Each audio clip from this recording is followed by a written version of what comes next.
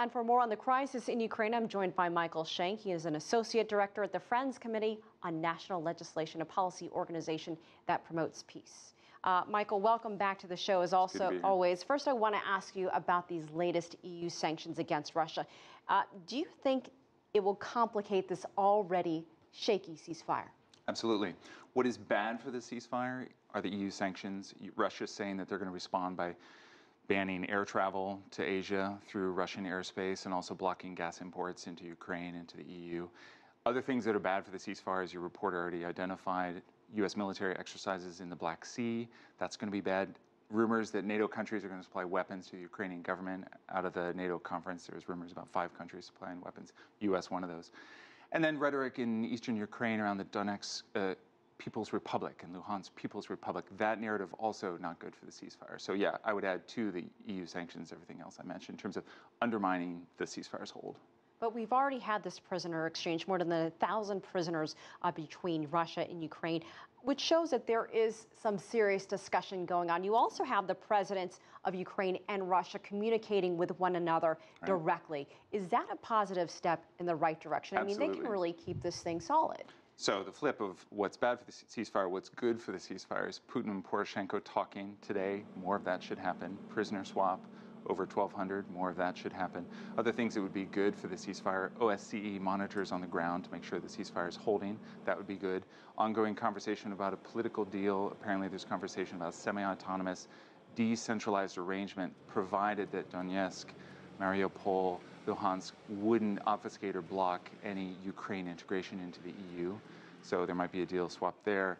And then any economic aid. U.S. has given $60 million in non-lethal aid. That should continue. That would help the ceasefire. So there's positive, negative in here. And yes, more talking would be absolutely good for the ceasefire. So if you have Russia and Ukraine dealing directly with one another, should NATO member states pull out of what they are trying to propose with Ukraine?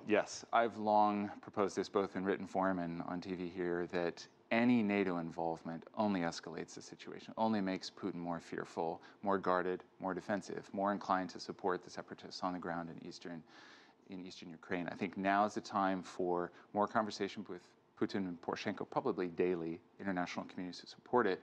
But we may have some kind of West Germany, East Germany situation, Georgia, Moldova arrangement in Ukraine, and the international community has to be ready to support that.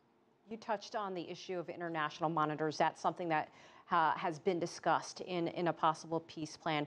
But they have come out and said that the next few days will be crucial for this ceasefire. What are some things we should look for in the next few days? What are some possible flashpoints? Right, so a ceasefire was tried in June 2014, so earlier this summer, but that was mandated from Ukraine primarily. It wasn't a mutual agreement. Putin wasn't scratching down the ceasefire, the 12-point ceasefire deal, as he did on the airplane this time. I think sanctions, Catherine Ashton has been reticent about sanctions, and I think she should follow her reluctance, because EU is really choosing to ramp up sanctions right at the time where Putin and Poroshenko are talking. So in the next few days, down space or gas imports, get OSCE monitors in there as soon as possible to monitor, do anything to de-escalate. Unfortunately, it's heavily armed already, so any NATO weaponry coming in by the U.S. or other would be very problematic. But yeah, these next 3-5 days are critical. Are you optimistic now that perhaps this crisis has turned a corner and now they've rounded the bend to a more lasting solution? I'm very optimistic. You know, Poroshenko has to say, this is our independence, this is our sovereignty, no one can come in and take part of Ukraine, eastern Ukraine. But I think the deal will be done behind doors, which will probably cede some semi-autonomous arrangement to the separatists in Donetsk and Luhansk and Mariupol. So I'm very hopeful. All right, Michael Shank, as always, we appreciate your time. Thanks for having me.